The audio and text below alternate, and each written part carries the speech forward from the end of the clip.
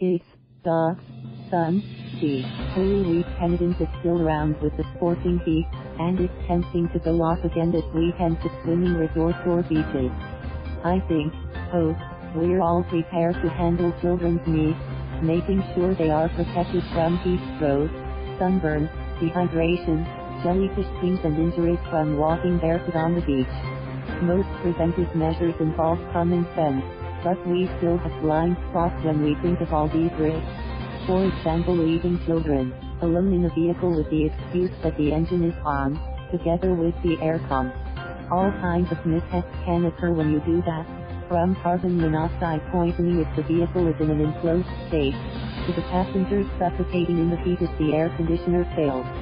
We also underestimate the need for water, bringing only a small bottle. For example, the standard prescription of 8 glasses of water a day is far from adequate, given how much we sweat during our summers. A side precaution here, many plastic containers still contain BPA or bisphenol A, an industrial chemical that can cause health problems, brain, behavior, development of fetuses. Check the bottom of the bottle. If it has a number 3 or 7, there might be BPA in the container. Better to just look for containers that are certified BPA-free, or use a thermos since BPA-free plastic is still plastic, with problems for the environment. I'll wear my hat as a veterinarian now and tackle the problems of dogs and cats. As with humans, look out for dehydration and heat stroke.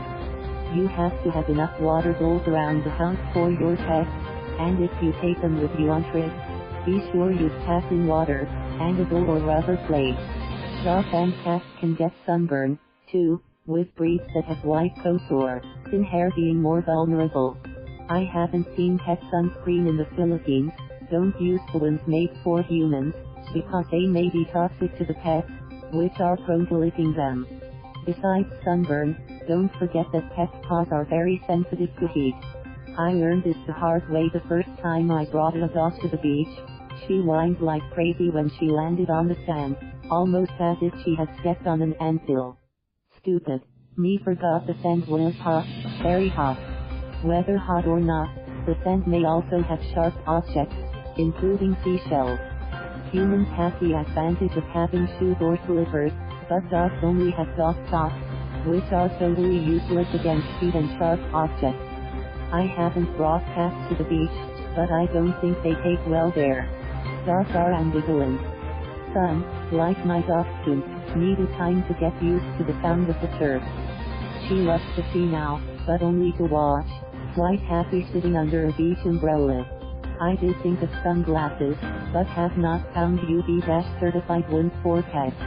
I actually don't trust the ones for kids either, and feel we should keep kids and dogs minimally exposed to the sun. Should dogs swim? They are okay with pools, if you have your own. Public pools are not likely to allow them in. And the sea? I would advise against it. Both children and dogs are more vulnerable to ingesting too much saltwater, which can cause a range of problems, from stomach pains to salt poisoning, tremors, convulsions and, ironically, dehydration. Children, especially older ones, are able to avoid taking in too much seawater. Dogs can't do that, especially when their owners are forcing them to swim despite waves and the strong ocean current. Dogs swim instinctively, and I suspect they'll be okay with shallow rivers and lakes, but the sea is just too problematic. Then there is the risk of jellyfish, both for humans and dogs. Resorts usually have warnings about jellyfish areas and times during the day for higher jellyfish risk, usually when there are few waves. No matter how well trained a dog is, you should still have a leash. My dog will sit for long periods on a beach blanket, happy to see the world go by. But there are times, too, when she'll decide to run off to other dogs, or humans, thinking everyone is as friendly as she is. Let your dog exercise you with leisurely strolls.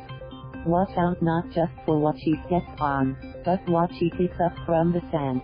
My dog's prized find last weekend was a dollar that read Sabit Co. Itagamosabedo, an election giveaway from the former Philippine National Police chief now running for the Senate.